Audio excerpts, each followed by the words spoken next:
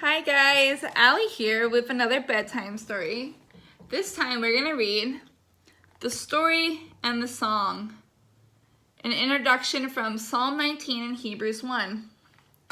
Psalm 19, 1-2 says, "The heavens are singing about how great God is, and the skies are shouting it out. See what God has made. Day after day, night after night, they are speaking to us. God wrote, 'I love you.' He wrote it in the sky and on the earth and under the sea. He wrote his message everywhere.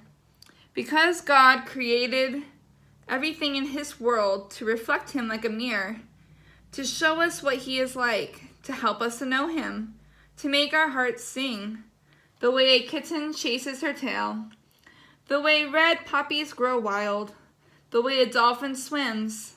And God put into the words too, and wrote it in a book called the Bible."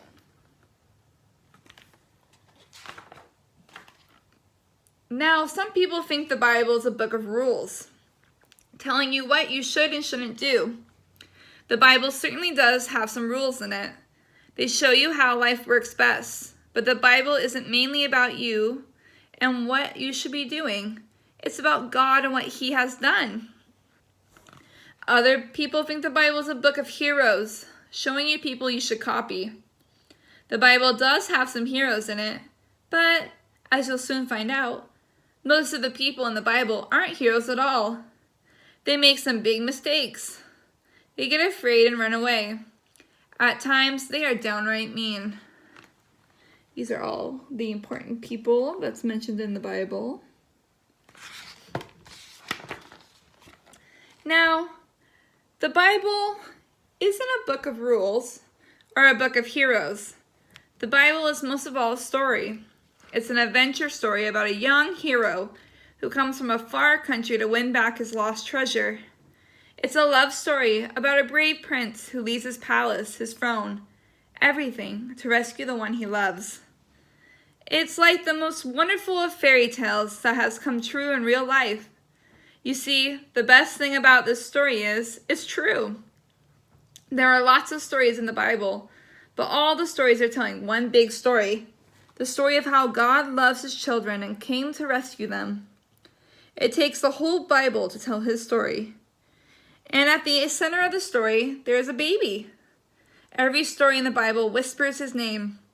He is like the missing piece of a puzzle, the piece that makes all the other pieces fit together.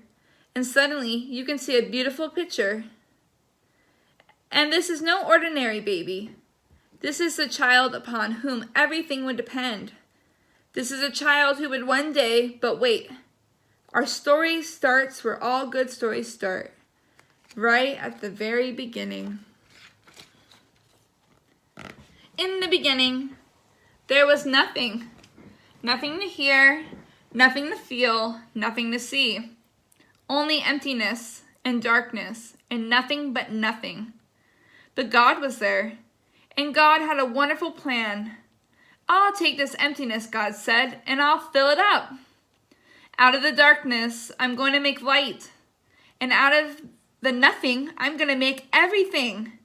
Like a mommy bird flutters her wings over her eggs to help her babies hatch, God hovered over the deep, silent darkness. He was making life happen. God spoke, that's all, and whatever he said, it happened.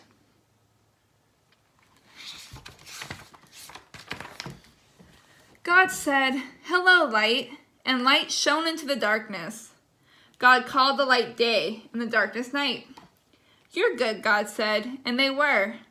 Then God said, "Hello, sea, hello, sky," and a great space opened up, wide and deep and high. "You're good," God said, and they were. Then God said, "Hello, land," and there they were. Splashing up through the oceans came cliffs, mountains, and sandy beaches. "You're good," God said, and they were. "Hello, trees," God said. "Hello, grass and flowers." And everything everywhere burst into life. He made buds bud, shoots shoot, flowers flower. "You're good," God said, and they were.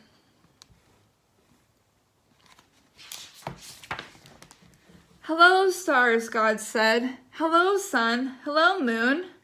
and whizzing into darkness came fiery globes, spinning around and around, whirling orange and purple and golden planets. "You're good," God said, and they were. "Hello, birds," God said, and with a fluttering and a flapping and chirping and singing, birds filled the skies. "Hello, fish," God said, and with a darting and dashing and wriggling and splashing, fish filled the seas. "You're good," God said, and they were. Then God said, "Hello, animals," and everyone came out to play. The earth was filled with noisy noises, growling and gobbling and snapping and snorting and happy skerfluffling. "You're good," God said, and they were. God saw all that he had made, and he loved them, and they were lovely because he loved them. But God saved the best for last. From the beginning, God had a shining dream in his heart. He would make people to share his forever happiness. They would be his children, and the world would be their perfect home. So God breathed life into Adam and Eve. When they opened their eyes, the first thing they ever saw was God's face. And when God saw them, he was like a new dad. "You look like me," he said. "You're the most beautiful thing I have ever made." God loved them with all his heart, and they were lovely because he loved them. And Adam and Eve joined in the song of the stars and the streams and the wind and the trees, the wonderful song of love to the one who made them. Their hearts were filled with happiness, and nothing ever made them sad or lonely or sick or afraid. God looked at everything he had made. "Perfect," he said, and it was. But all the stars and the mountains and oceans and galaxies and everything were nothing compared to how much God loved his children. He would move heaven and earth to be near them, always. Whatever happened, whatever it cost him, he would always love them. And so it was that the wonderful love story began. The end.